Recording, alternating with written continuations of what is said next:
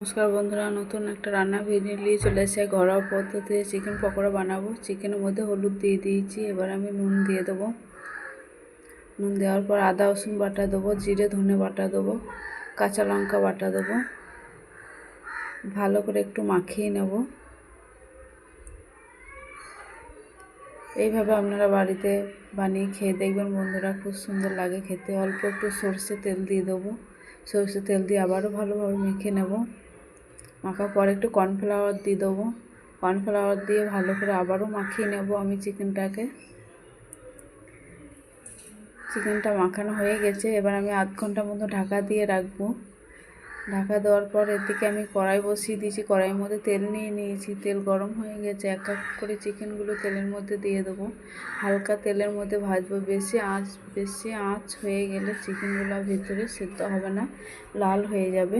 হালকা আঁচের মধ্যে আস্তে আস্তে করে চিকেনগুলো পুরো ভেজে নেব।